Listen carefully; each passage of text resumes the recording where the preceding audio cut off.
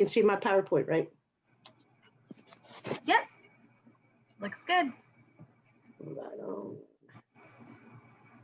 Okay.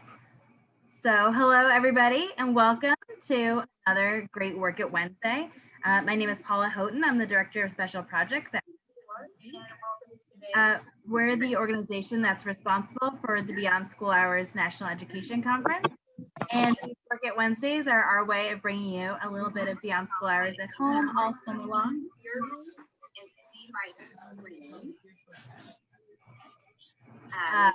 can go to webinar control panel on your screen. Right. Oh, no, you can't. There's a lot of sounds going on. Somebody needs to mute. There you go. Today we're joined by the ever popular webinar control panel. Who is here to talk about communication and conflict resolution, especially in this current climate. We've got one more Work It Wednesday that's next week.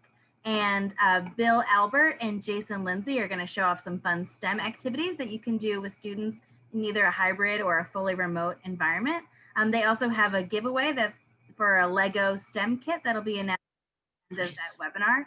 I'm going to post some links in the chat for how you can sign up for that Work It Wednesday, how you can enter to win the Lego STEAM kit, and a bunch of other links.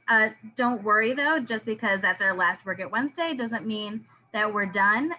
In fact, our Perspectives from the Field talk show is back on September 16th with an in-depth interactive conversation about resilience. And I'm going to post some information about that in the chat as well. So with all those announcements out of the way, I'm going to turn it over to Gale. Take it away, Gale. Thanks, Paula. All right, so we're going to talk a little bit about resolving conflicts in a time of crisis. And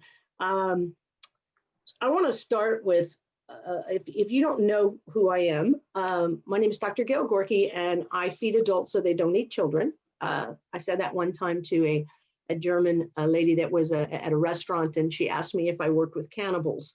And I was like, no, I try to help adults be good with working with kids. And so one of the things you need to know about me is I think that, that learning is absolutely essential. And that it's something we do for a lifetime. And so one of my favorite quotes from Leonardo da Vinci is that learning is the only thing that the mind never exhausts, it never fears, and it never regrets. And so today we want to spend a little time learning. Early on in the COVID issue that came up, one of my favorite bloggers is a guy named Mark Manson. And I don't know if you know Mark or not, but he's got a great blog. He's written some interesting books. His language is a little more colorful than mine, but he wrote this article early on called Surviving the Mental Health Crisis, looking at where we were with COVID and all the things that happened. And he gave 4 pieces of advice. The first one was to have a core routine, which in other words, to try to have a routine still. Get up, do your work, do your things with family, put time aside for exercise, those kinds of things, because otherwise time kind of slipped away. Second thing he said was it was a great time to build and repair relationships because you're home and you're home with people and having to spend time with the most significant people in your lives. And then the last one was to focus on our health and wellness and to do some things for self-care and make sure that we were eating right and getting enough sleep and those kinds of things. And then finally, that you weren't in this alone. This is something that we are all in together and that we're here to support each other. And so looking at that, and I was thinking about, the concept of a crisis and some of the conflicts and things. Some of it's just, living with the people that we are in our homes and having that, that time to spend with each other.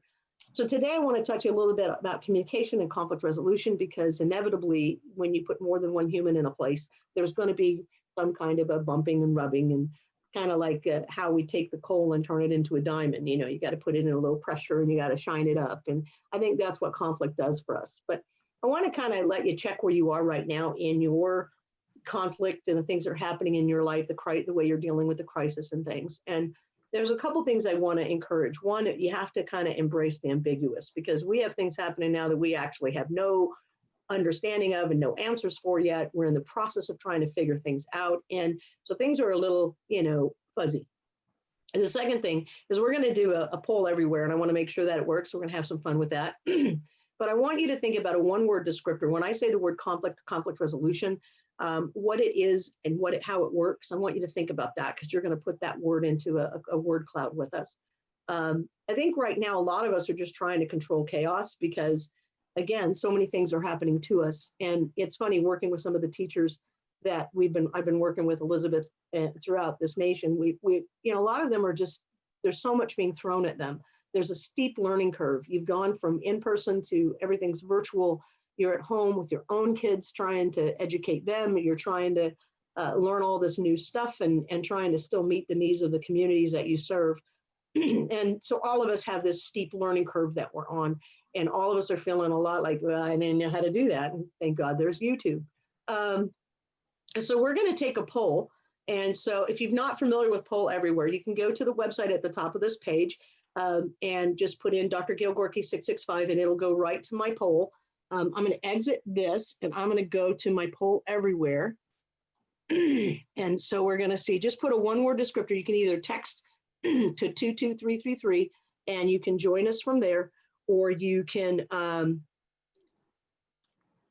let me go to present. And we want full screen.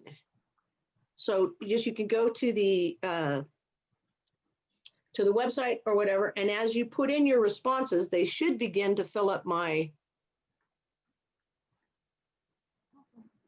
thing. Are you guys finding it? Did you go to the website? We'll see if anybody can jump in there, and the responses should start appearing as you guys are. Do you guys see my Poll Everywhere slide? Are you guys seeing my thing that says conflict resolution? Elizabeth, can you see my stuff? Maybe I have to.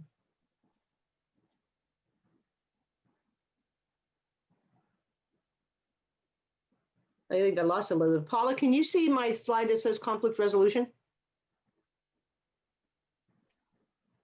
How come I'm not hearing anybody? I can see the slide that says the Poll Everywhere information. Okay, perfect. It should say Poll Everywhere at the top, right? So you can either open another window and go to Poll Everywhere and punch in Dr. Gail Gorky 665, and it should show that. There's my first person showed up with possibilities. Nice. One-word descriptors of. There we go. I put the links in the chat too. Oh, thank you. Thank you so much for that. Now we're working. Look at this. People are showing up. That's wonderful. So if you're familiar with virtual learning, Poll Everywhere, this is a free, I'm using the free app, and you can either do multiple choice or you can do word clouds or things like that. And so this is just an example of one of the extensions that you could use with Google and Google Classroom and some of those things. So it's kind of fun. And it'll just keep switching every time everybody adds something fun to there. Very cool. Are we supposed to be able to see the actual word cloud right now? Yeah, are you seeing it? No. I wonder why you're not seeing it. I'm under present. Can you see? Okay, let me stop sharing. And then let me start sharing again. Maybe I just have to share the right screen. Let's go to this one. Now you should be able to see. There we go. Can you see the word cloud happening? Okay, so let's put on full screen so you can have some fun with that. Is that better? Can you see the word cloud changing as each of the words are added? Yeah? Yes. Excellent. And it's kind of fun because you kind of wait to see when yours shows up. So, all right, so we're looking at some of the words here. Meditation, peacemaking, confusion, perspective, flexibility, tired, possibilities. And so, yeah, you can see that this content, this topic is one that has a whole continuum of things that are words that are part of this process. All right, very cool. Thank you. Thank you for joining. Yep. Communication came in hard and heavy. Look at that. Well done. So if you're not familiar with Poll Everywhere, it's fairly simple, straightforward. And so this is our poll. I just want to see where you guys are with that. So we're going to exit full screen. Now I have to This is always the fun part about working with you guys virtually. So let me go back to here. I'm going to reshare my PowerPoint. Make sure that I got the right one for you guys to see, and we're going to keep going forward. Okay, so we did our one-word descriptors for Pull Everywhere, and you guys got to see how cool the word cloud was. But hopefully you also saw that there were some things that you were like, yeah, I didn't think about it that way. We know that communication is key. I love that when the word cloud showed that huge communication, that's going to be the key to having our conflicts resolved. And so I kind of want to work toward that. So the interesting thing about working with humans is you really cannot change how they feel. Feelings come 80,000 times faster than thoughts. When you have emotion, it's boom, it's there like that. And, you know, half the time somebody says, why do you feel that way? You're like, I don't know, because you haven't begun to get the thoughts to catch up to the emotions and the feelings. And then as an educator, I wish that I could change how you feel, but I can't. Yeah, those things come far too quickly. And so as an educator, I want to be able to help individuals be able to be more effective. And so most of us work from the thoughts to the feelings. And if you study most theories in education, they talk about if you change how someone thinks, that changes how they feel, and then that will change what they do. I've been at this for a little while, a couple of like 4 decades. And one of the things I've discovered is if I can get you to do something else, if I can get you to try something different, if I can help you with a different action, that can also inform how you feel, and that will also change how you think. And so the idea that we can't do a whole lot about the feelings in the middle, but we can change how people think and we can change what people do. And in the process, that will help to change how they feel. And one of the things about conflict and communication is feelings are a huge part of that, and many times exacerbate that situation. So I want to also challenge you a little bit about how we deal with this mentally, what's going on inside of our head. And since our brain is designed to be negative and look for the next problem and finds the next issue, we don't really let the good in. When good things happen to us, we're always like, what's the next problem? What's the next thing I got to solve? And so one of the things I want you to start trying to do is that when good things happen to you, I want you to kind of just veg in that a little bit and take that in and enjoy it. Because the mind is like a garden. You can leave it the way it is, weeds and all. You can weed it, try to get the negative out of it. And then the last part then is to go in and plant and grow something positive. And this parallels what we do in mindfulness. We're going to let it be, we're going to let it go, or we're going to let it in.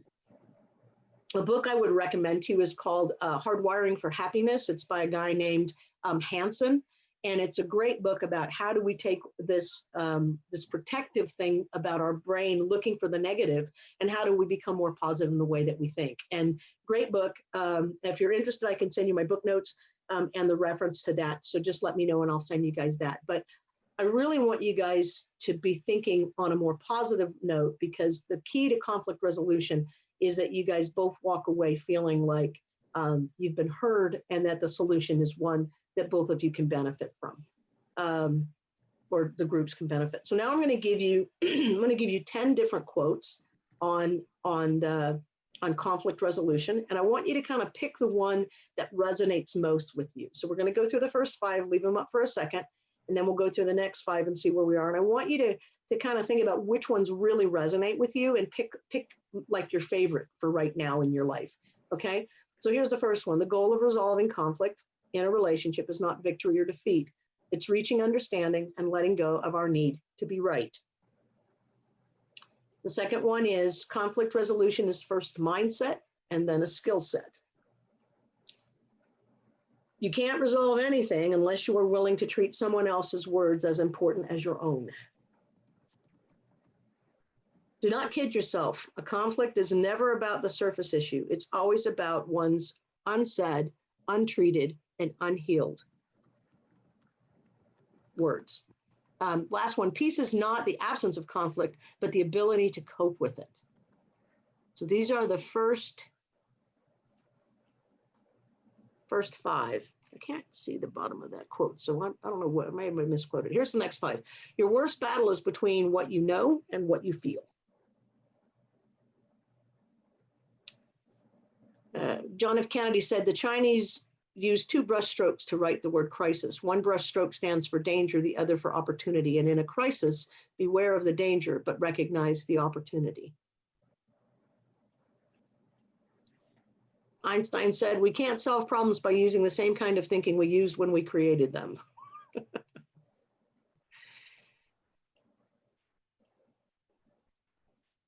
I like this one. If you can read it, then you're really better than I am. There are two sides to every story. And then the 10th one is this one. 10% of conflict is due to the difference in opinion and 90% is due to the wrong tone of voice. So I want you to pick which one of those 10 you felt was probably the one that resonates with you the most. And if anybody would like to share what they picked and why they picked it. So we'll go back to this page so you can see these 5. And then I'll give you this one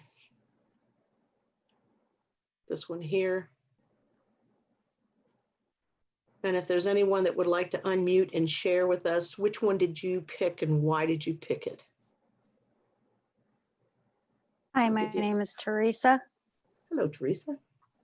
Hi, mine is definitely 10% conflict, 90% wrong tone of voice, because I sometimes use the wrong tone of voice. Yeah, and I don't even realize it. Yeah, and it's not always what we say, it's how we say it, isn't it? Mm-hmm. Excellent. Mm-hmm. Excellent. Thanks for sharing. Anybody else?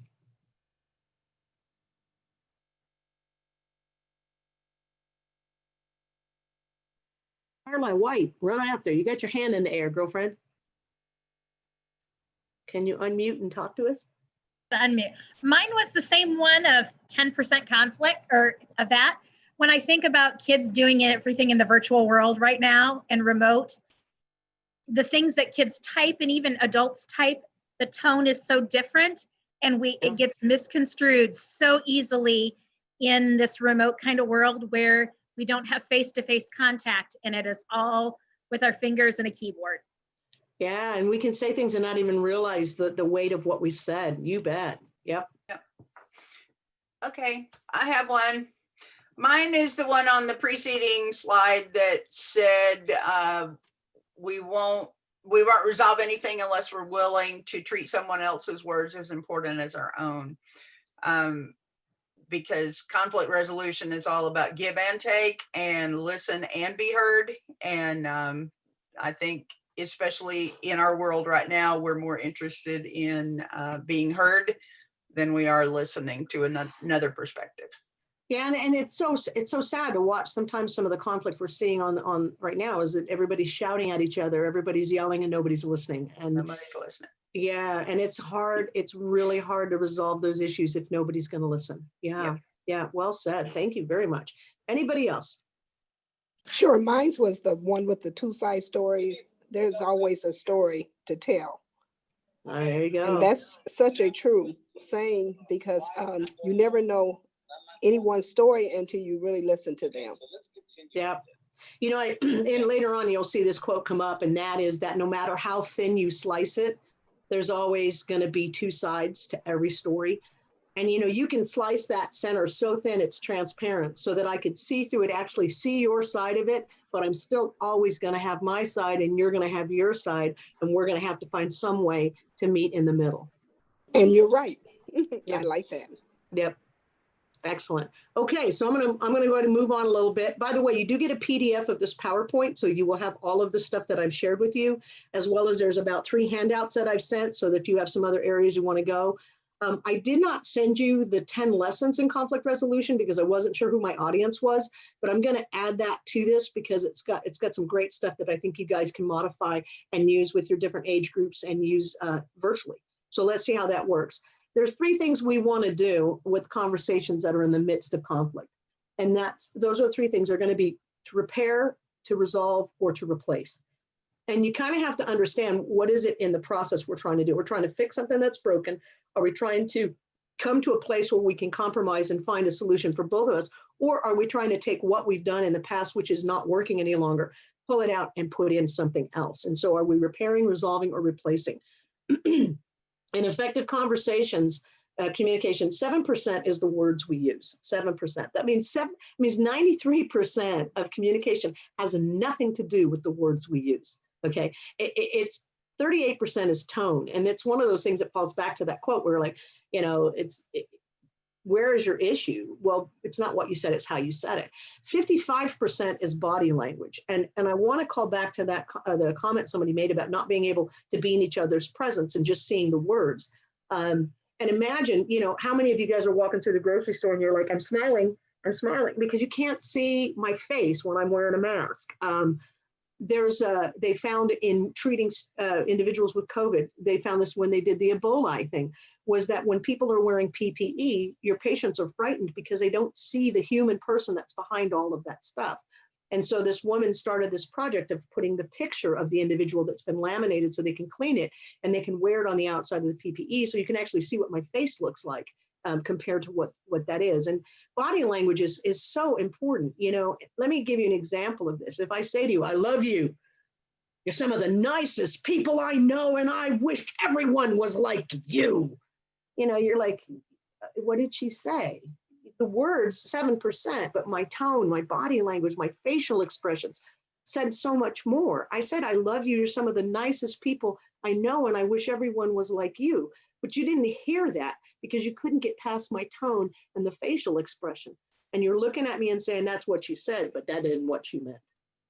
And so this whole idea about communication, and, when we worry about a conversation, we're like, what am I going to say? What am I going to say? And we're so focused on the words. I mean, the last time you had a really hard conversation, when did you think, what is my body going to look like? How am I going to hold myself in that person's presence? What tone am I going to use?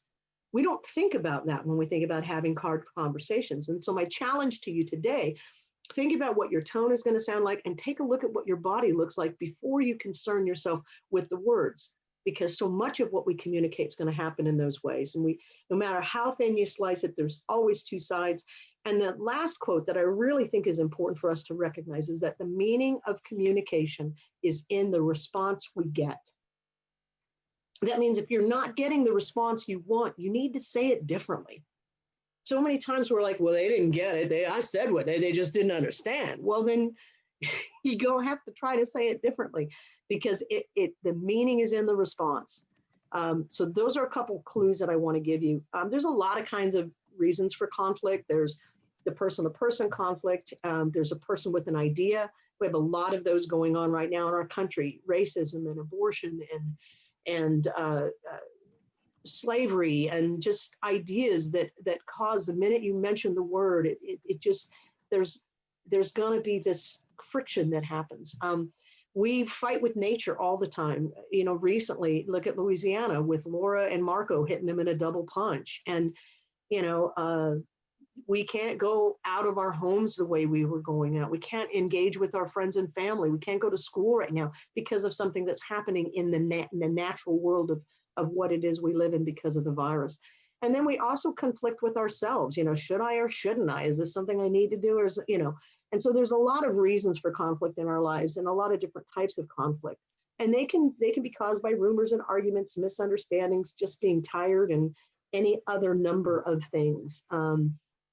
And I think recognizing that conflict is just a part of life. It's part of what we do day in and day out. We are in the process of solving problems from the minute you get up to the minute you go to bed that night. It's all about trying to figure out a way to find the solutions that make our life more positive and make our bodies more healthy and make our relationships more successful.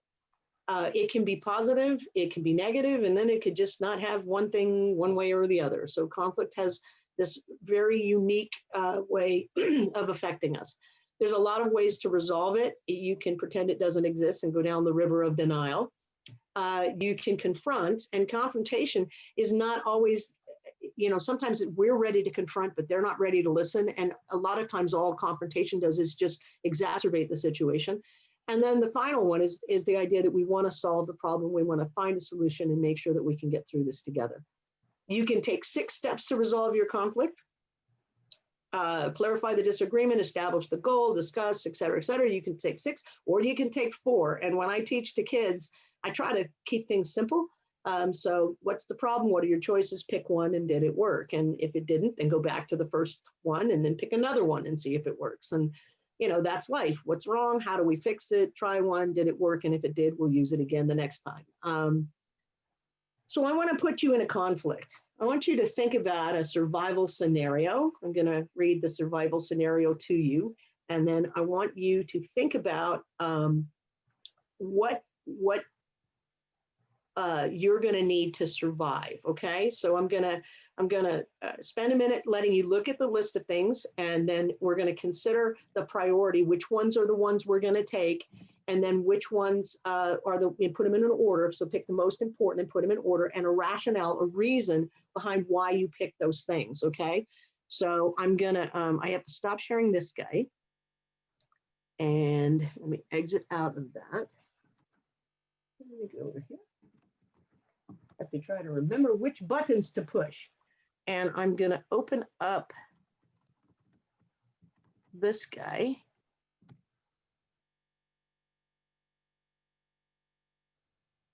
Hang on.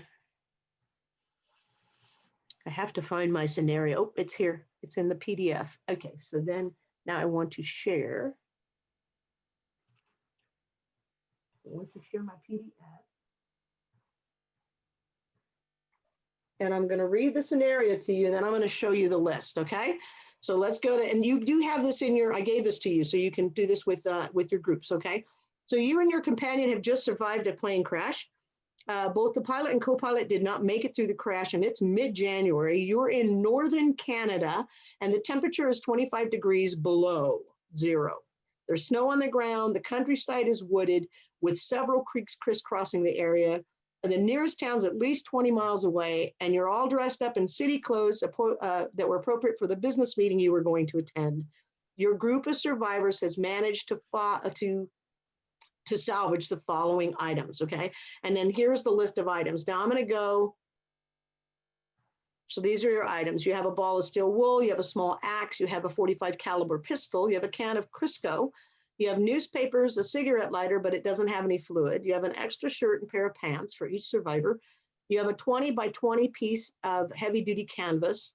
You have an air map in plastic so that you can actually see where you are. You have 1 quart of 100 proof whiskey, a compass, and a family-sized bar of chocolate, okay? So what we want to do then, and I'm going to go back to sharing my lovely little PowerPoint because I want to go from the current slide. And I am going to give you the list again, okay? So there's your list. So you need to pick the top 3 items. What are the 3 items you think are the most important in your own survival? Which ones do you think are going to work, and why would you pick them? Why would you pick those particular items? So of these that are listed, pick the 3 that you think are going to be the most important for you to have. Okay? I want to give you a minute to think about this. So it's freezing cold outside. You're stranded in the middle of Canada. There's a lot of water and ice cold things happening around you. And you gotta survive. So you are definitely in conflict. So which are the top 3? Is anybody going to give me their number 1? Which do you think would be the most important thing that you're going to have? The 100 proof whiskey. Let's change our reality because our reality sucks.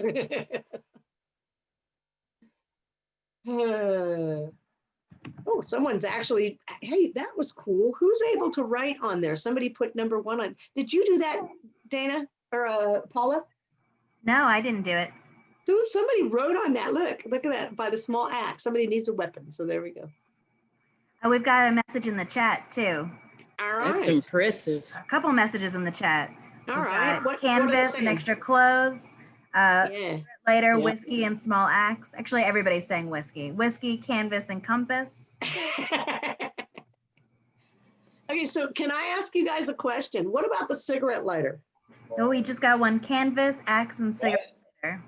Yeah, cigarette lighter. A lot of people won't pick the lighter because there is no fluid, but there still is a flint. It will actually cause a flint. And by the way, steel wool burns exceptionally well. So if you want to start a quick fire, the cigarette lighter and the steel wool will give you a fire in a heartbeat. Right? Somebody's got their, somebody's, Fish, absolutely. Of course, we already talked about parrots, pink parrots. That could be, we're going to find out. Here we go.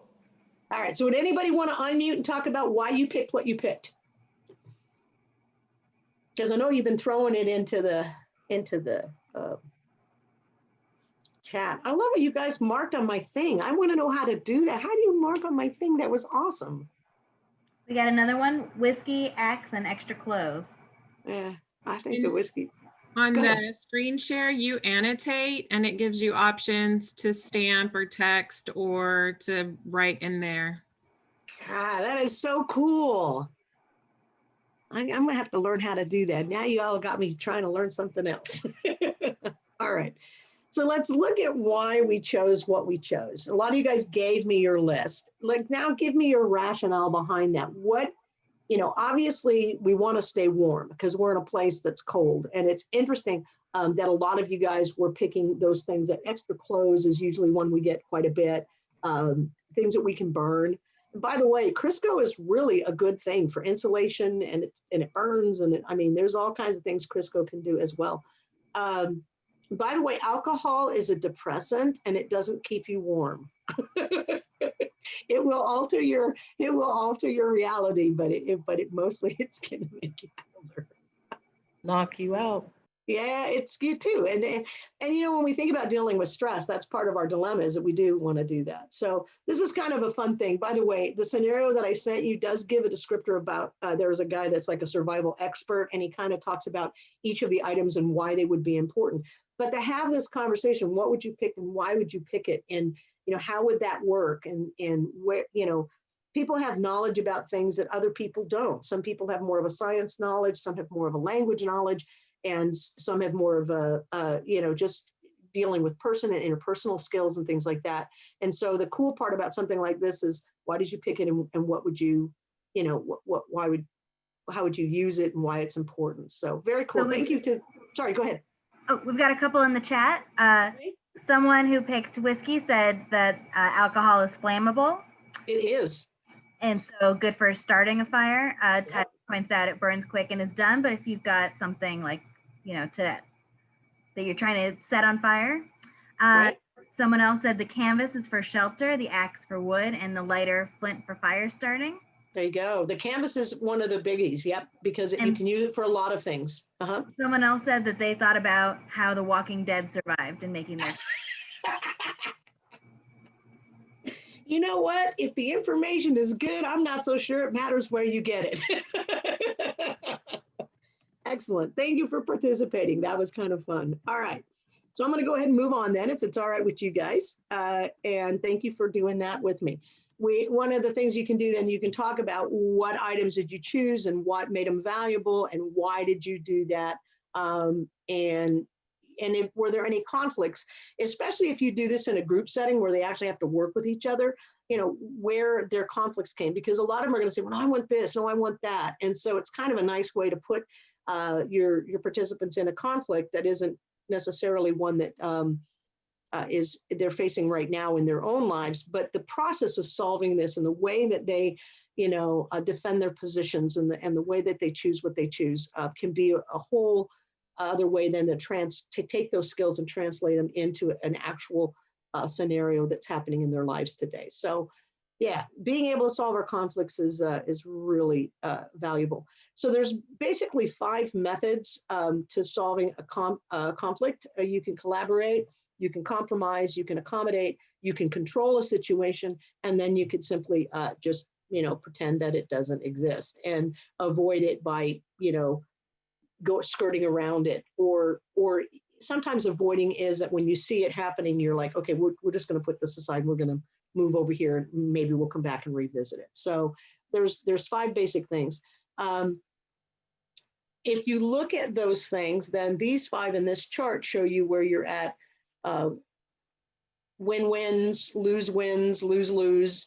And so it's kind of an interesting way to look at that. So on a scale like this, or in a graph like this, obviously compromise is a place where everybody can win a little bit, lose a little bit, but it's kind of, you have to find the balance in that. The win-win is to collaborate, and that means you both walk away. The controller, 1 wins and 1 loses. The accommodator, 1 loses and 1 wins. And then in avoiding it, usually it's a lose-lose situation because the conflict is not resolved. And the goal to conflict resolution, or conflict, is resolution. And so this is a model of resolution. Again, this is inside of the stuff that I sent you, but being prepared and understanding, being aware of it, being prepared, working on it, negotiating, and that negotiation is all based on our values, what we believe to be important, and then to find an agreement at the end of it. So when we're talking about finding a balance again, about working the problem and not the person, I gave you some really cool stuff on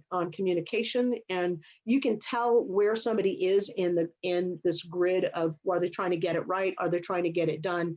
Are they trying to get along? Or are they trying to get appreciated? And it's going to be an aggressive or passive. It'll be a task or person focused situation. So if I'm focused on the task and I need to get it done, then I'm going to be aggressive, and I'm going to be focused on the task and not going to worry so much about the people that are involved. If I want to get along, then I'm going to be on the opposite end of that. I'm going to be fairly passive about what I'm pushing, but I'm going to be focused on people and making sure they have an opportunity to feel like they're a part of the solution. If I want to get it right, you gotta care about the people, but you got to be focused on the task. And then if you want to get appreciated, and this is something that I thought was really interesting when I first started learning this, was that if you want to get appreciated, that's an aggressive thing. And in the sense that you're pushing to make sure people pay attention to these people and are giving them what's due to them. And so again, focused on people. So I thought that was kind of an interesting thing, because you can tell by the goal of the individual where they are on this grid. Another thing that's really cool to teach people when they're trying to do resolution or trying to get people to fix a problem is what we call a compliment sandwich. And if I could change the center of the sandwich from criticism to constructive criticism, or positive, constructive problem solving, that's where that language goes. And so you're going to start with something positive. You're going to do that language in the middle that's going to try to convey a way to solve the issue, and then you're going to put the praise on the other end. So it might sound like, you are a really great leader. And in a sandwich, we always want to use the word and. We don't want to use the word but, because the minute you say but, everything in front of that's no longer important. If I say you're a great leader, but I just, lost that whole first compliment. So I want to use the word and. You're a great leader, and I need to talk to you about the direction that you're leading others, because people are going to follow you. So if you take the two ends, you're a great leader and people are going to follow you, with the constructive part in the center, what we're trying to repair. You are a really great employee, and I need to talk to you about coming to work on time, because we miss you when you're not here. You're a great employee and we miss you when you're not here, and the repair is in the center. And so anytime you can sandwich whatever that constructive part is, the part you want to solve, between the positive pieces, that's what we mean by compliment sandwich. By the way, this is not a compliment sandwich, because remember, the meaning is in the message, isn't in the message, it's in the response you get to the message. I like your hat, your face is ugly, but your top is nice. That is not a compliment sandwich, okay? So that's not what we're trying to get. When you work with people, it's hard. It's hard. The things that make us diverse. I mean, think about it. We get 23 chromosomes from mom and 23 chromosomes from dad, and we got 46. And if you got brothers and sisters, you got siblings, you're from the same gene pool. They might be from the shallow end, but you're still from the same pool. And there's such a diversity just in that. And yes, race and religion and socioeconomics, those are all things, but so are our intelligence and our personality and our temperament. And when you take all of that and add it together, and Gale, you might be a fraternal twin. I mean, you guys were womb mates, you and your brother, but you're still probably like night and day in personality. And there's going to be some things as a family that you're going to share. But anybody who's got more than one child knows that the children aren't the same. So dealing with difficult people, you can stay in the situation and do nothing and hope it resolves itself. You could walk away from the situation. You could change your attitude. You could change your behavior. These are choices, and you can make any of those choices. But if the goal is resolution, then the last two are going to be the best choices that we make, okay? Norms for communication, if the content is difficult, we got to stay with the facts, try to avoid rumors and gossip and stuff that's not truthful, and remember that the goal is to resolve whatever's going to happen. So I'm going to give you some quick communication strategies that are really cool to teach. You got 2 ears and 1 mouth, and when it comes to conflict, one of the most important things we have to do is be able to listen. It's one of my favorite quotes out of the 10 is the one that one of you picked about the fact that other people's words have to be as important as yours. And so to be a good listener makes you a good collaborator, makes you a good resolver in conflict. And so your tone of voice, the facial expressions, the gestures, eye contact, posture, all of those things are part of showing you that I'm listening to you and I'm paying attention to what you're saying. And it's a very visual thing. And again, virtual learning and not being, I'm looking over here at the Zoom thing and I'm only seeing, a half dozen faces because many of you guys have your cameras turned off. And I don't blame you. Virtual learning is an invasion of privacy. It's one of the hardest things to get our kids in our trainings to turn their cameras on because they may not want you to see where they are and what's going on around them. And so being able to show someone you're listening is difficult in this time. So let's talk about the listening. Ear, EAR, and by the way, you have 2 of these. So twice as much listening, half as much talking. E stands for eye contact, A stands for attentive physiology. And the most important step in each of these that I give you is going to be the last step. The R is the most important. If you want someone to know that you're listening to them, then you need to reiterate. You need to say, what I hear you saying is. Before you respond to what they say, before you give them your side of that opinion, you need to say, I heard you. So what I hear you saying is, and then I say back to you what you said to me. And the beauty of reiteration is this. If you say something to me and I turn to you and say, okay, now what I hear you saying is this, then you have the opportunity to fix that. I mean, how many times have we said something and the words have been out there and we're like, oh, wait, can I take those back? I didn't mean that. And it's too late because they've already been out there. If there's an opportunity to reiterate, if the person who I'm talking to says, what I hear you saying is this, and they say back to me my words, and when I hear my words and I realize, you know what, that's not exactly what I meant. Let me say it this way instead. It gives you an opportunity to say what you really mean, and it gives you an opportunity to know that that person has been heard. And so reiterating is the key to good listeners. Anybody who's a phenomenal listener will be able to say back to you, what I hear you saying is, and I reiterate what you said to me, and I process it and I say it back to you so that both of us know that you were heard. In communication, you can't get the gabs. You can't grab the glory. You can't give advice. You can't belittle, and you can't sidestep. Grab the glory. Oh, I had a terrible day today. Well, you think your day was bad? You should hear about mine. And I just take over the whole conversation, and now it's about me and not about you. Unless they ask for advice, the most important thing people want from you is somebody who listens. And unless the conversation is, what would you do if you were me? Would you have any ideas? Then they're open to advice. But most of us don't talk to others because we want their advice. Most of us talk to others because we just want to be heard. And a lot of us process orally. We say our stuff out loud to other people. And in the process of doing that, we find our own solutions. Somebody comes to you and talks to you and you say, hey, this is really hard for me. And I say, well, that was stupid. What'd you do that for? Now I've belittled you and you're not going to want to talk to me anyway. And then the last one is the obvious one when we try to have a conversation with somebody about something that's difficult and they're not ready for that confrontation. They don't want to deal with it. You're like, hey, I need to talk to you about what happened yesterday. And they're like, hey, did you see? The weather's kind of weird. Maybe we're going to get rain, and they completely sidestep the conversation. So these are things we want to try to avoid when we're doing that. There's a lot of barriers to us resolving conflict. Some of them are people involved in it that don't need to be. Some of them is that only one side gets a chance to talk. you get interrupted, you're trying to get it done, and then somebody steps in and interrupts it. If they're not telling or admitting the truth, you know, it's really difficult to deal with people that have a different reality than you do. And then the last one is that, you know, sometimes people like to have crisis. There are some people that just want to be in conflict. And so they're not willing to let it go and change that.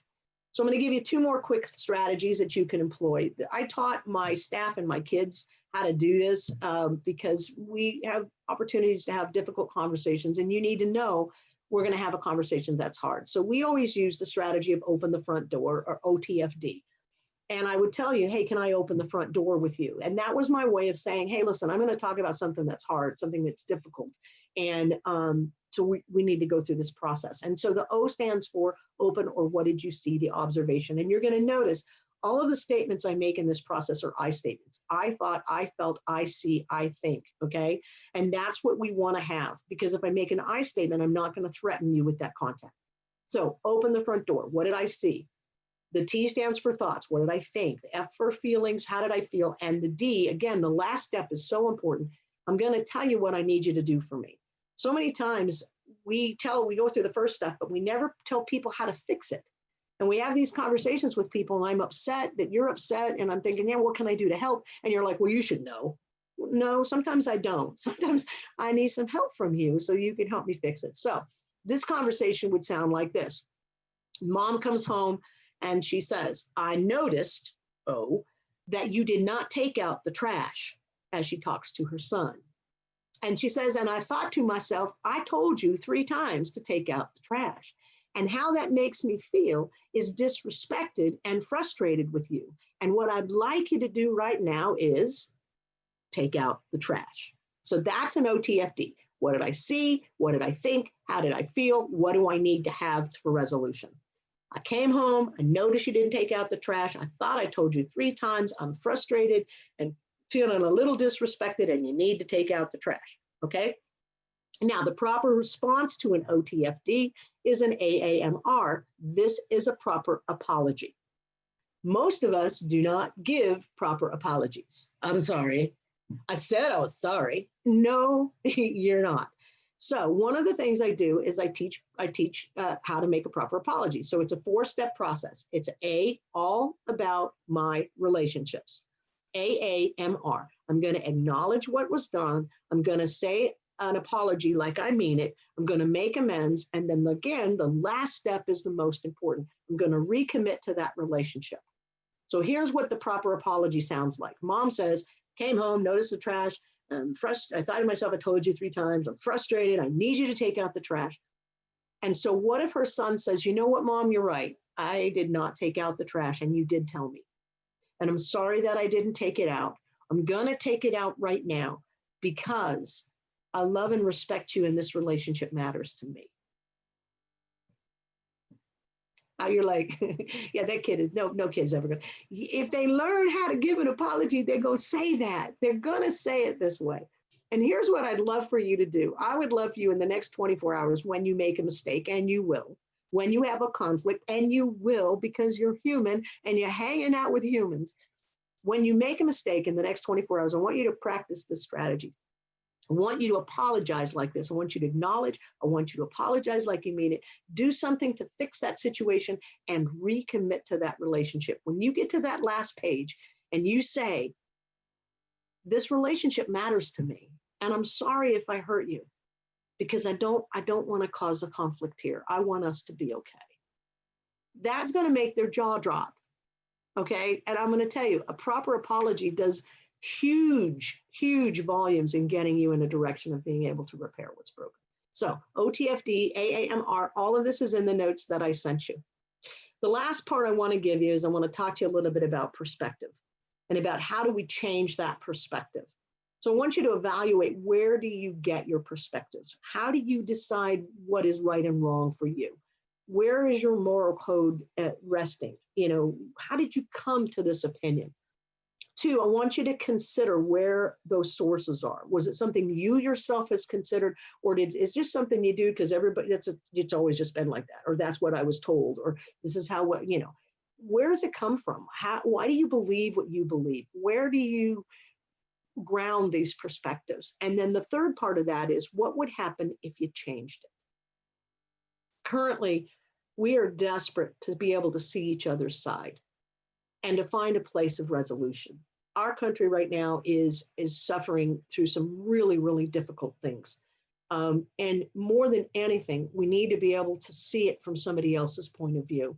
And we need to challenge where those things came from and how do we change those things in order to find a resolution that's going to be beneficial, and heal ourselves, heal our relationships, heal this country. And so I want to talk to you about possibility. One of my favorite photographers is a guy named DeWitt Jones.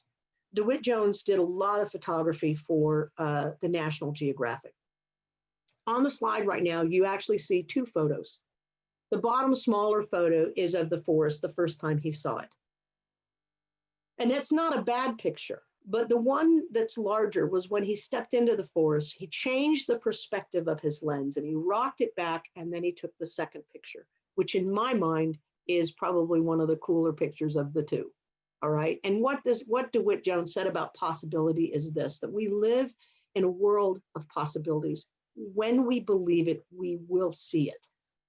That, someone might, well, I'll believe it when I see it. Well, if you want a different ending to the story, you got to tell yourself a different ending. And if we keep telling ourselves the same things and we don't trust it, and until we see it, we're not going to believe it. We have to believe it before it can happen. We have to believe that the possibility exists. We have to live like it can happen. We have to focus on it happening. Otherwise, the possibilities won't be realized. In these two photos, the bottom smaller one, he was driving by a field of flowers. And at the time, it was this beautiful yellow, all these little dandelions. They were gorgeous. And the field was like this buttery flow of, yellow. And he thought to himself, oh man, I gotta take that picture because that's really great. But he was in a hurry and he had to get where he was going. And he left. And it was a few days before he came back by the field. And what had happened in just a few days' time is it had turned from this beautiful field of yellow to the picture that you see here in the smaller one. And a part of him thought, I missed my chance. I should have stopped when I had the chance and I didn't, and I've missed that. Until he walked out into the field and he laid down and he rocked his camera back to a different perspective, to another angle, and he took the second picture. We live in a world that is diverse. We have to acknowledge our differences, and that's what makes us strong. I had just heard, there was a thing I just saw on television the other day, and it was a report on some things, and they were talking about the data behind groups of differing opinions. And if those groups can come together and have a legitimate conversation, that the solutions are so much better than the ones where you have everybody in the room that believes the same thing. And I'm going to look up the research and the reference to that because the guy referenced a study, and it's going to be included in some of the stuff when I talk about bringing together groups that are in opposition and finding a way to find a better solution for both groups. In fact, they said when you have opposition in the room and they're willing to discuss, they're more creative and the solution is a better solution. We need to celebrate, not just tolerate. Tolerance is the beginning. I'm going to put up with you. Yeah, I don't want to just put up with you. I want to be as excited about who you are in this world as I am about who I am in this world, and that what we can be in this world together. We have to look for ways to get along. These last two pictures are about timing. He took these next two pictures are about timing. It's this wonderful bridge in California. Some of y'all might know the Golden Gate. And the only difference between the two photos is the amount of time that passed between them. The first photo was taken at a different time of day than the second one. And you'll notice the lighting changed. There's subtle changes, but the second picture is so much more beautiful because the timing was absolute. We need to acknowledge your strengths and accommodate for your weaknesses.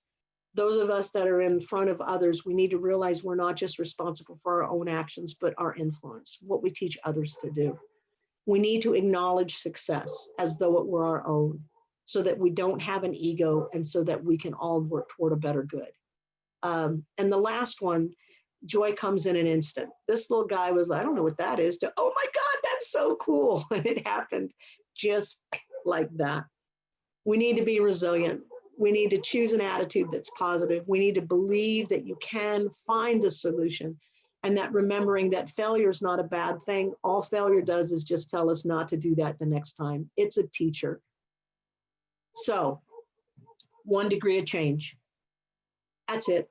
Find one little simple thing and try to change that one little degree. You can't change everything. I mean, how many times do we go to our New Year's resolutions and we say, we're going to change this and this, and I'm going to diet and I'm going to exercise and I'm going to eat better and all this stuff. And then like 2 weeks into January, we've already stopped doing it. It's because we tried to change too much too quickly. And so if you can just get 1 degree, if you can get one small shift in the way that somebody sees something, that change doesn't seem like very much when it first happens. But if you let it run its course in time, if you give it the opportunity to continue down that road, that change will eventually become one that is profound.